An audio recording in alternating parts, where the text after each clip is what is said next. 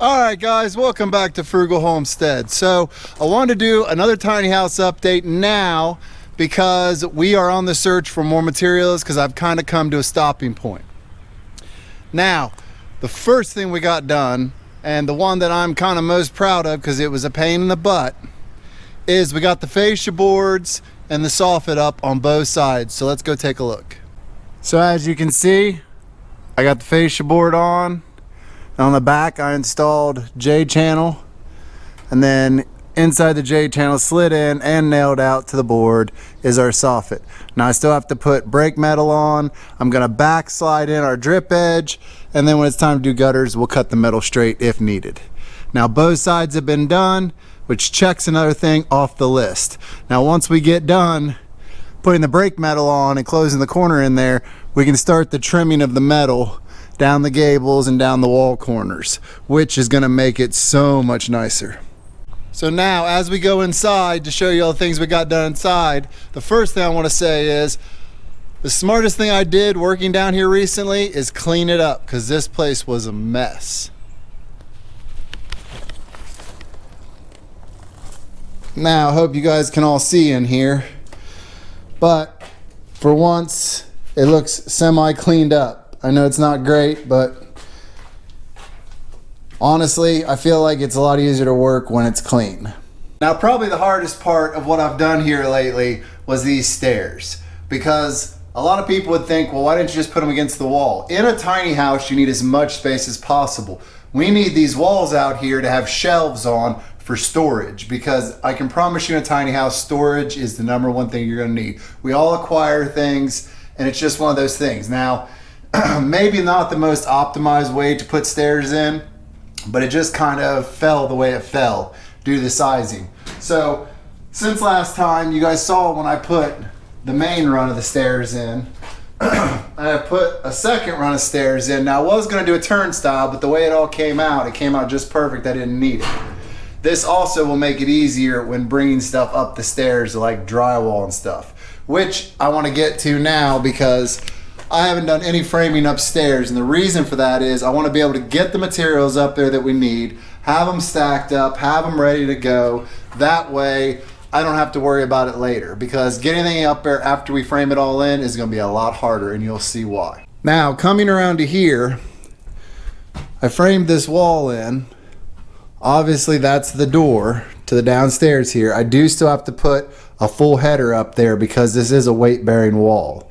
Now as you can see, underneath each one has a double stack stud, all 24 on center. What this does is it carries the weight all the way down. We want to transfer that weight off of the actual floor up there. Now, I do want to say that this thing, don't use the word level in here because it's just not a thing. Now straight is another word you can't really use in here because this thing was all bent out of shape. But when I went through and put these in, I did take a bottle jack, and from end to end it's only a 1/4 inch difference. Now this thing was popping and creaking and screaming as I was jacking it up, trust me. So I definitely pushed the limits of it, but I feel like it was worth the extra time to try to straighten it up as much as possible before going forward. So we decided on a 32-inch doorway. So the actual opening is 36, but the 32-inch door will swing back into the wall this way. This will lead you into our kitchen area and a table, which we'll also do our normal filming at that you guys are so used to seeing. And then back in here, we will be setting up somewhere in here a wall that'll come this way and will allow for the bathroom area and the washer and the dryer. Obviously we will make use of all the above ground area for shelving and storage, because like I said, storage is going to be paramount when living in a tiny house. Now let's go upstairs and see what we've done up there. As you can see, the stairs flow really well. Now, this is not going in, but my wife and my dad have decided to team up against me to put something there. So we're still talking about that and working it out, but obviously there's going to be some kind of window feature put in there. Now, I talked about this in the last video and really didn't elaborate too much on it. You guys had seen before where we put our bedroom in right over here. Yes, it's very small, but it's literally just for putting the bed in and sleeping. We built this. This is just to save room. And in a tiny house, you need all the space you can get.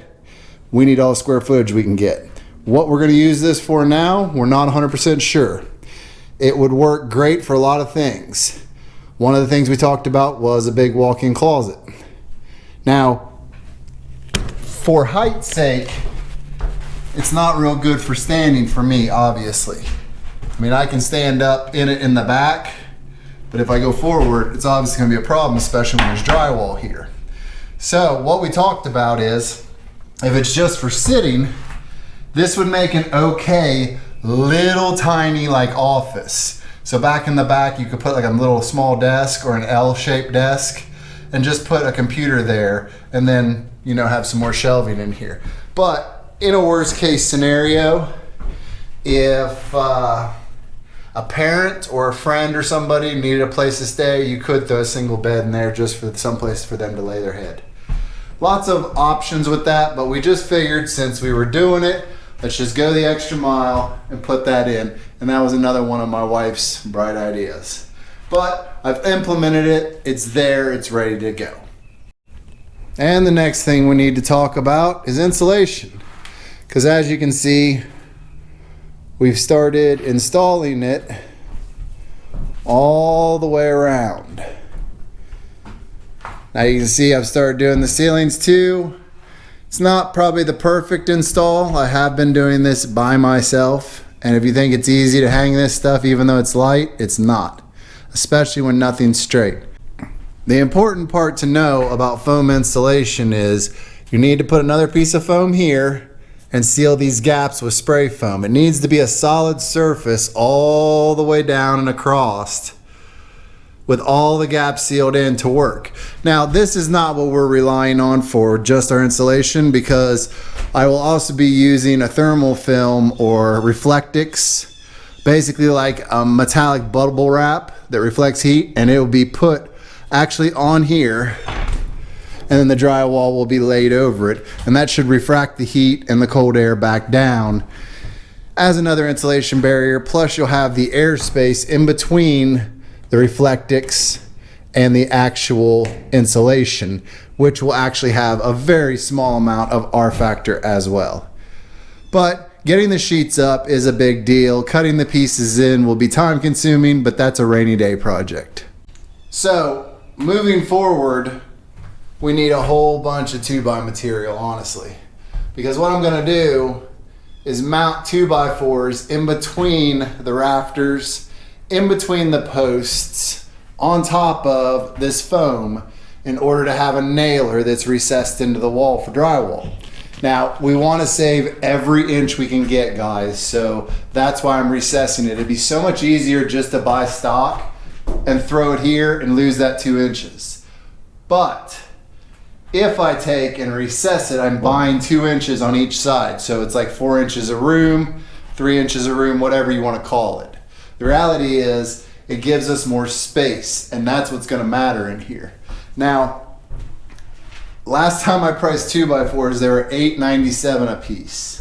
$9 for a pre-cut 2x4 is absolutely insane. So we are looking for other options at the moment. I don't really have an answer for you. That's one of the reasons why you guys are getting the update earlier in the month, because other than putting some foam in, I don't have any materials to work with.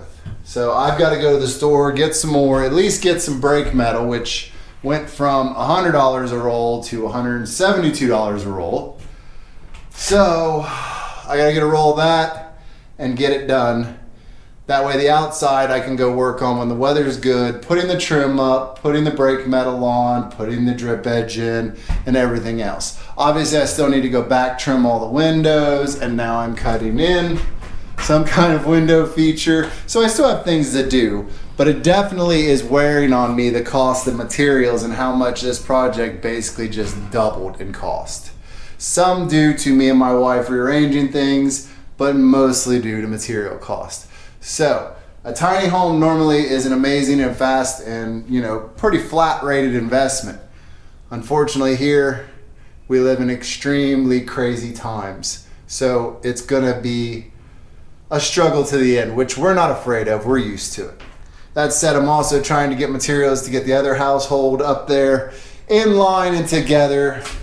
But as with anything, you gotta just work through it. But we're not done yet. Because whereas I've been busy working on this, the kids have made their own improvements, and I'm going to take you over and show you the inside of the RV. All right. So first thing I want to show you guys, they took all the carpet that was on here at this entry and coated this with silicone, the same roofing silicone I used in there on the floor of the bathroom of the tiny house. So that's pretty much waterproof to 100%. I would say that kicking your shoes off there with snow and stuff, the water's just going to sit there. Then the other thing they did, which I had a whole bunch of plywood scraps that I've been saving of 3/4 inch up in the garage. Some were smooth, some were OSB. They took them all and cut them tight and put in a floor all the way through it. So it has a second floor on top nailed down. And then I had some old exterior paint and they put about 3 or 4 coats on this, which I think is extremely smart. Now I guess they're going to get some carpet and lay some carpet in here. And for what it's worth, I mean, almost free. That's hard to beat. As you can see, they've got the walls pretty much painted. It still needs trimmed out. Ceiling's all nice and painted. Definitely coming along. Maybe not the prettiest place to live, but for the price, it's awful hard to beat. And now you got some seriously solid floors. They're gonna make this a really enjoyable place to live for a short period of time. So you've got to see what's going on around here. Got all caught up with what we're doing. I've got so many projects going on. This is just the start. You'll be seeing videos of a lot of things I'll be doing because I'll have to jump around until we figure out this lumber situation. I'll be doing other projects and showing you some things we're doing to improve the main property up there to possibly get it ready for sale or whatever we decide to do. But with that, and if you haven't already, I don't know why you wouldn't have. Go down, hit the subscribe button, join the family. You guys know you want to see how this all plays out. I promise you, if you stay with us and watch, you're going to see a lot of things change, factor, and form super fast. It's starting to get warm out now. This is my time to get stuff done. So, as I acquire things, make sure you join us on this journey. Make sure you go down and comment, like, subscribe, all the good things you need to do to be a part of this. Let me know in the comments what you think as we've come this far, how things are looking, and if you have any ideas, we'd be glad to hear them because I'm open to anything in this financial environment.